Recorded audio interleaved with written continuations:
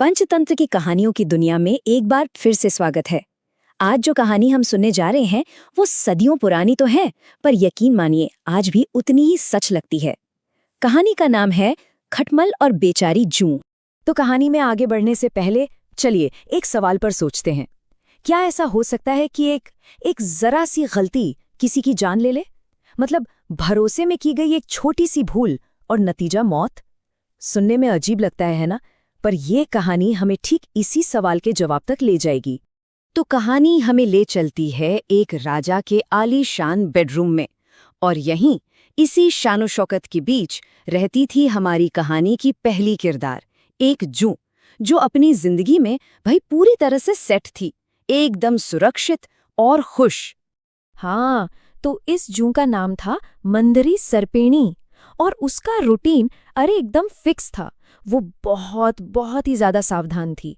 सोचिए, हर रात जब राजा गहरी नींद में होता था तब वो धीरे से बाहर आती, बिल्कुल हल्के से राजा का खून पीती, इतना आराम से कि राजा को पता भी ना चले, और फिर चुपचाप अपनी जगह पर वापस। सब कुछ एकदम परफेक्ट चल रहा था। लेकिन जैसा कि अच्छी कहानियों में होता है, ये सुकून ज्यादा दिन टिकने वाला नहीं था। उसकी ये शांत दुनिया बस बदलने ही वाली थी, क्योंकि एक दिन एक बिन बुलाया मेहमान आ टपका और उसने आकर सब कुछ तहस नहस कर दिया। और ये मेहमान कौन था? ये था अग्निमुख नाम का एक खटमल। और बस यहीं से कहानी में असली ट्विस्ट आता है, क्योंकि इन दोनों का स्वभाव जमीन आसमान का फर्क था। एक तरफ हमारी जूं, मंदरी सरपिणी, जो सीधी सादी, संतुष्ट और हमेशा सावधान रहने वाले, और दूसरी तरफ ये खटमल अग्निमुख, जो था एकदम चालाक और सिर्फ अपना मौका ढूंढने वाला। तो जैसी मंदरी सरपिणी ने इस खटमल को अपने इलाके में देखा, उसने साफ साफ कह दिया, चलो भाई निकलो यहां से। जाहिर है वो अपने सेफ हाउस में किसी की भी दखलंदाजी बर्दाश्त नहीं करने वाली थी। पर अग्निमुख, वो तो बड़ा खिलाड़ी था। गुस्सा होने की जगह उसने अपनी मीठी मीठी बातें शुरू कर दी। अरे, मेहमान से कोई ऐसे बात करता है? मैं तो बस एक रात का मेहमान हूं। बस ऐसी ही चिकनी चुपड़ी बातों से उसने जूं का दिल पिघला ही दिया। तो मंद्र सरपिणी मान तो गई, पर एक डील पर। उसने 3 शर्तें रखीं। पहली, ठीक है रात भर यहाँ रुक जाओ। दूसरी, राजा का खून भी पी लेना। लेकिन तीसरी और सबसे जरूरी शर्त, तुम राजा को किसी भी कीमत पर जगाओगे नहीं। और खटमल, उसने तो फौरन हाँ में हाँ मिला दी। और फिर वही हुआ जिसका डर था, वादा टूट गया।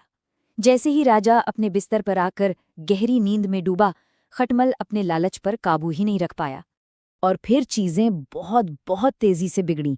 राजा सोया ही था कि खटमल ने जोर जोर से काटना शुरू कर दिया। अरे भाई, ऐसा शाही खून जो चख लिया था। नतीजा, तेज खुजली से राजा की नींद खुल गई, और उसने गुस्से में चिल्लाकर अपने सेवकों को बुलाया। बस एक पल की जल्दबाजी ने सब कुछ खत्म कर दिया। अब क्या था? राजा के सेवक पूरे कमरे में दौड़ पड़े, उस चीज को ढूंढने जिसने राजा की नींद खराब की थी। पूरे कमरे में आप सोचिए एक खलबली सी मच गई। और यहीं कहानी का सबसे अफसोसनाक मोड़ आता है।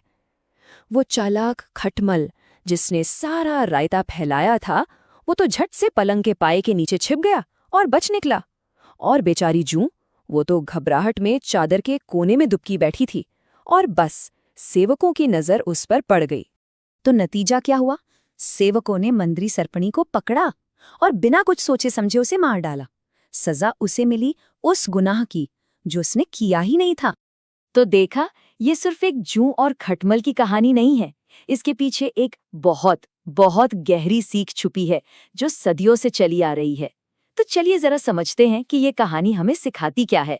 कहानी का सबक, मतलब जो मोरल है, वो एकदम साफ है कि भाई किसी अजनबी की चिकनी चुपड़ी बातों में आकर आंख बंद करके भरोसा मत करो।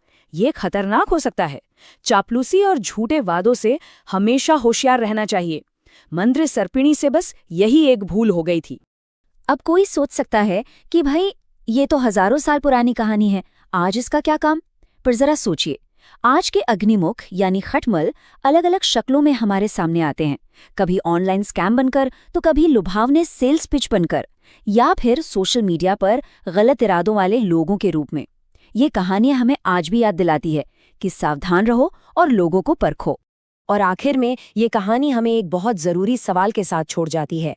भरोसा करने और बेवकूफ़ी की हद तक भोले होने में आखिर फर्क क्या है?